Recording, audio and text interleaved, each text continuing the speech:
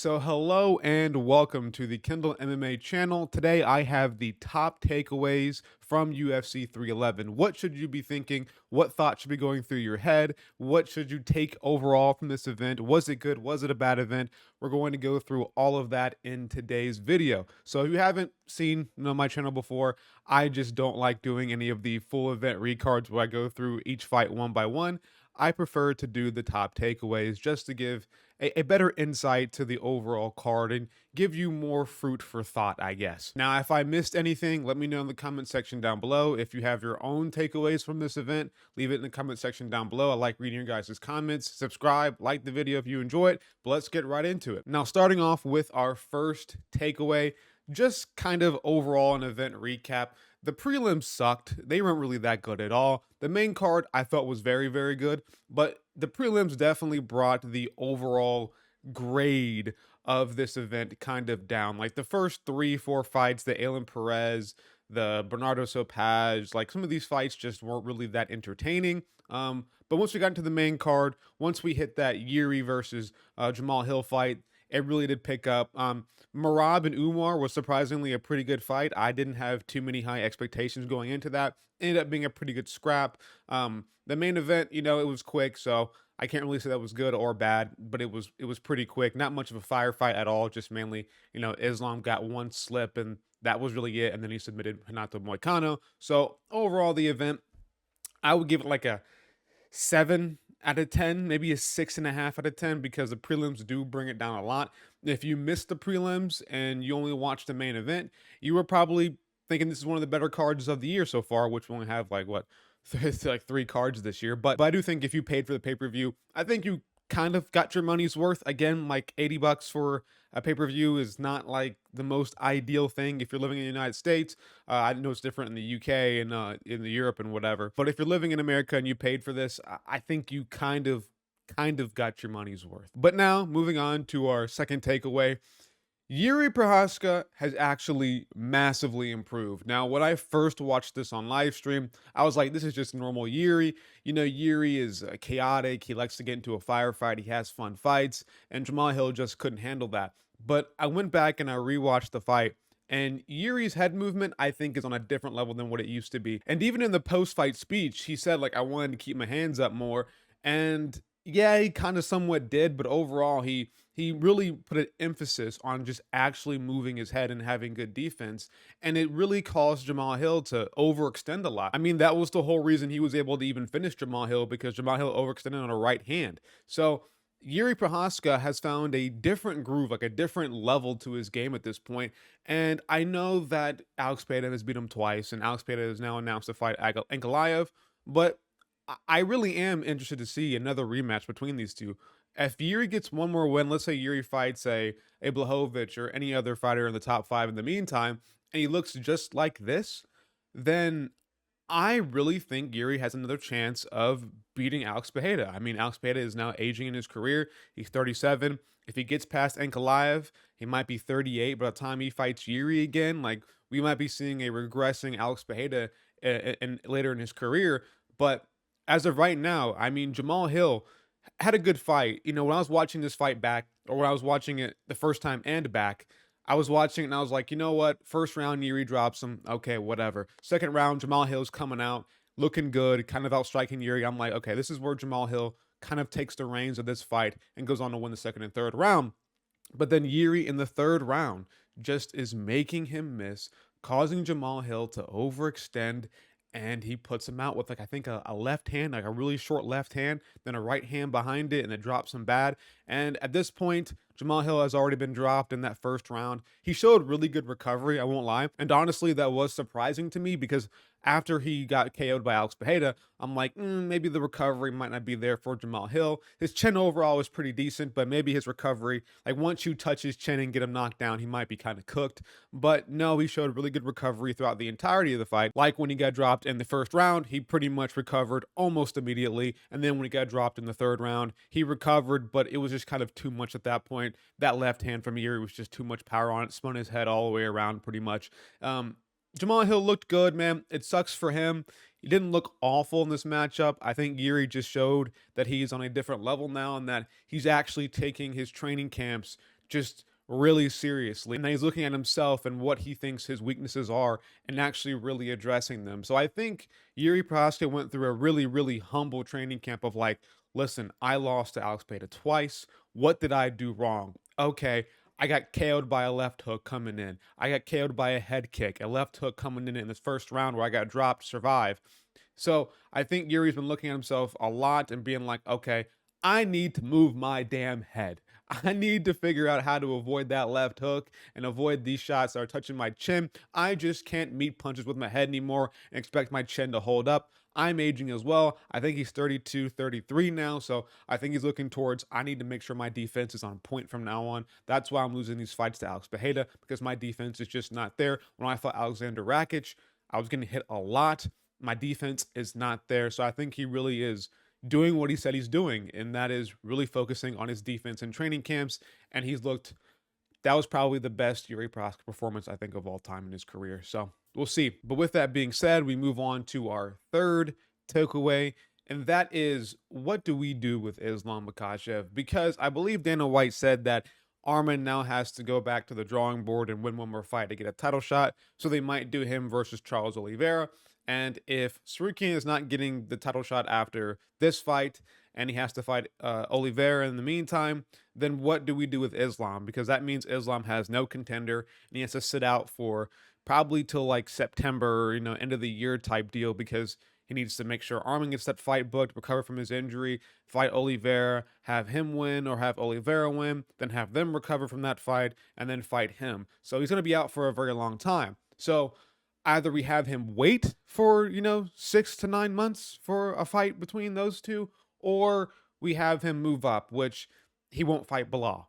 So it's like, what do we do with Islam Makhachev right now? And even if he is willing to fight Bilal Muhammad, I mean, Bilal has to fight probably Shavkat. So, I mean, no matter what, I think we're going to see Islam wait. So I don't know what we do with him. This is kind of what the worst case scenario could be with Islam, was the fact that he now has to sit out for a very long time. Maybe we get Topuria to move up, but I think the UFC is looking towards booking him versus Volkanovski again in that rematch. So I think, in my opinion, we kind of have to sit out Islam. I don't want that. I think that's probably, again, worst case scenario. Maybe we make Topuria move up. Maybe we say F the Volkanovski rematch. Let's just get Topuria up there. I think Topuria deserves to get, maybe 1 or 2 more defenses before he moves up for double champ status. But if that means we can kind of get Islam back in there in, 4, 5, 6 months, then I'll take that. Honestly, I don't care. I want Islam back in the octagon. I think this fight pretty much made him the lightweight GOAT. I think it clear cut puts him over Khabib. Honestly, I think when he beat Volkanovski, in my opinion, the second time, I think he was already or Dustin Poirier, he was already my lightweight GOAT. But I think this one for sure puts a stamp on it. He has, I think, 3 defenses. He beat Oliveira, he beat Volk twice, and then he beat Poirier, and now he beat Moicano. He has 5 defenses. Sorry, my fault. This was his 4th defense. So, I mean, he has 4 defenses, which I think is 1 more than Khabib. I think, that clear cut makes him the lightweight GOAT. So, what we do with Islam, I guess he probably is going to sit out. Don't want that, but I think at the very, very, if you're hopeful, you think Topuria does move up to fight him, I guess. It's iffy, though. I don't think it's going to happen. But with that, I guess we do have to move on to our weekly prospect report. Now, if you don't know what the prospect report is, if you're new here, basically what I do is I fill in every single fighter who is new into the UFC, like say they're making their debut. I give them a grade based on the performance in that fight, and then I pretty much sort them out by grade. So this week is who I added. I added Gene Silva, Jacoby Smith. I kind of missed last week, so I wanted to add some guys who I felt looked pretty good from last week into this week. But I added Gene Silva, Jacoby Smith, RDR, Tulio, Talbot, Renya, and Bernardo Sopage. Now, Bernardo Sopage, probably shouldn't have added him, but he is only 24, and he had his debut fight against Vinicius Oliveira. Tough debut, so I thought I'd give him one more chance. I know that he does have a D grade, and I said it before that if you have a D or lower, I think below a 70, then you are booted off the prospect report. But I think I'm going to let this one slide just for now. I want to see him fight one more person, and then we'll see where it goes from there. But I added Gene Silva. I think he is clear cut the number one prospect in the UFC right now who is unranked. Also, I forgot to mention, if you do get ranked, then you're off the prospect report as well. But I think Gene Silva is the number one guy who is not ranked right now prospect overall. I think he's the best prospect we have right now who's not ranked. Jacoby Smith. Now this is sort of kind of the scale or the prospect report can be a little bit, not all the way correct because Jacoby Smith being the number two prospect right now from this week and overall, we'll show you later. Not enough sample size. So he only has one fight in the UFC and he did knock out Preston Parsons very impressively. So yes, it does look good, but I think once we get about 2, 3 more fights, we can really get a gauge on how good Jacoby Smith is. RDR technically is a prospect. I didn't like his Gerald Meerschaert performance that much, but Kevin Holland, he easily smoked him. I think it's an easy 100. I mean, he made it look like it was nothing. I mean, he took him down, choked him out. GG's. I mean, and with it being Kevin Holland, he's already a pretty high tier opponent. So him taking down, choking out Kevin Holland, I think is an easy 100. Puts him at a 90, A minus. We'll see what he does. He probably gets ranked maybe today or probably sometime in the near future. So he won't be on the prospect report for too long. But yeah. Peyton Talbot. No, Marco Tully, I'll go with him first. One fight again, Ihor Prateria did eye poke him, so kind of took his grade down a bit. But overall, looked pretty good. Only one fight. We'll see what he has in the future. Peyton Talbot now. I guess he ain't my brother no more. I guess we're not womb brothers anymore. He cut his hair, lost all of his aura. Yeah, he was looking like one of the best prospects as well. I mean, Cameron Simon, Giannis Gamori made those guys look pretty easy, especially Cameron Simon, who I think is a pretty good fighter. Jaime Barcelos pretty much exposed his non-grappling game and didn't really run around, in my opinion. Got taken down. He showed some grit. Like, obviously, he would be lower, get a lower grade if he got finished by Jaime Barcelos. But since he didn't, he showed some amount of toughness. I'm not going to sit here and give him like a 50 or like a 40. Now, if he got slept in the first round or choked out in the first round, then it's pretty bad for Peyton Talbot. But overall, he survived 3 rounds. He showed some toughness and some ability to stay safe. He knows how to stay calm at times, but, it can be, it feels like he just isn't, like he has that sort of I want to look cool while I do this sort of mentality and not like have that grit down, fuck it, I'm going to do everything I have to get up from this takedown. And that kind of disappointed me. But overall, yeah, he drops down to an 86 from that Jaime Barcelos. Still, I think a good prospect. He's only 26 years old. He has time to improve. I think now is probably the best time for him to lose. I think if he fought a grappler like in the top 5 or top 10, and we didn't know this about him, it would be awful for Peyton Talbot. And I think we would all be super angry because at that point, he'd probably be like 28, 29 by the time he hits the top 5 in the rankings. He wouldn't have that much time to actually improve his grappling defense, his grappling game overall. But I think with him now being 26 and getting this Jaime Barcelos loss pretty much done with, then I think now he can go back to the drawing board and be like, okay, I really suck at wrestling defense. Let me really just train this and get really good at my wrestling defense so I can not have this problem once I actually hit the rankings. So I think him getting pretty much fraud check now is going to benefit him in the long term for his career. Does suck though. I was really angry that he lost. But yeah, Rinya Nakamura, disappointing. I feel like his last 2 fights were kind of not what I really expected from him. As Muin Gafurov won, he showed pretty much, I think, low IQ. Why you're not wrestling, bro? Gets dropped, I think, in the 3rd round. So Nakamura, he's not on life alert yet, but he is pretty close to being on life alert. Now, obviously, I mentioned Bernardo Sapage. It is what it is. But going into our overall, this is kind of the everybody from what I've tallied for the past, I think, month and a half. Right? Gene Silva obviously is the best prospect, in my opinion, in the UFC right now. Jacoby Smith, we'll have to see. We'll have to see. I think he needs a couple more fights, like I mentioned before. Chase Hooper, been one of those dudes, man. Been one of those dudes. He definitely has improved since he hit lightweight, looking really good recently, which is kind of crazy. Yo Alvarez, Daniel Marcos, RDR. Nzechukwu at light heavyweight now, I believe, or no, heavyweight now, I think looks pretty good. Damn, Peyton Talbot dropped all the way down. He would have been like number 1 or 2 on this list if he killed Jaime Barcelos in the 1st round, but it is what it is.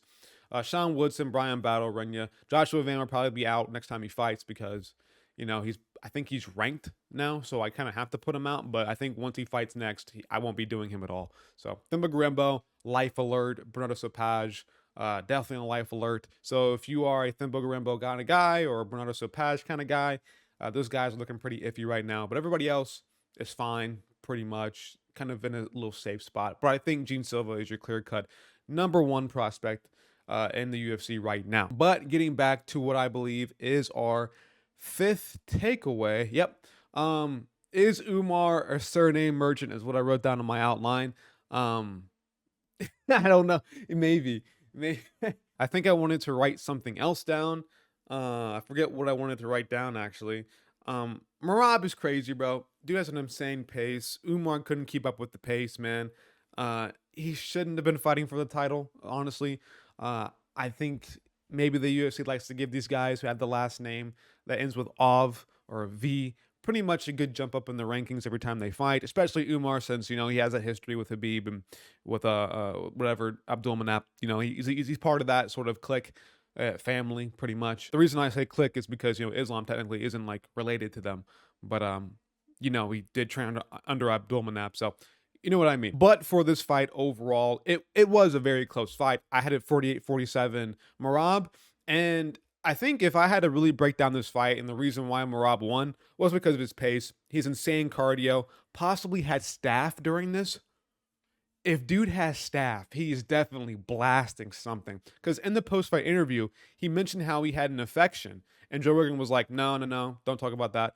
I'm like, bro, if he has fucking staph infection and he went out there and put a pace on fucking Umar, dude, this dude is on EPO. Like 100%, he's blasting EPO or some sort of drug. I don't know, but the pace was too much for Umar. It was too crazy. He couldn't keep up in the third, fourth, fifth round. You could see him gassed. You could see him breathing heavy. And Merab pretty much won this fight by making Umar's body language look bad. Because honestly, when it came down to strike for strike, I think Umar's were better in that fifth round. However, Merab pretty much just made him look silly with the takedowns, pointing at him, taunting him, celebrating early. Like, you could just tell by the body language that Merab felt like he was winning, which technically I think on paper shouldn't really account for anything, but I think the judges do take that into account. It's in the rule book, kind of. Body language is a listed thing to look out for judges in the rule book. So when it came down to strike for strike, I think Umar pretty much had the advantage in the first round. Obviously, fifth round. Obviously, Umar won the first two, and Merab won the third and fourth. I think pretty clear. And then that fifth round, it was pretty close, man. It was very, very, very close. I think I had Umar up, and then I think eventually Merab landed that one punch and then threw him to the ground and then pointed at him. And I think that pretty much sealed the deal for Merab. He won by aura. I mean, it's crazy to say that Merab has aura. But yeah, he won by aura, pretty much. Won by aura. Great performance from Merab. I don't know who beats this guy.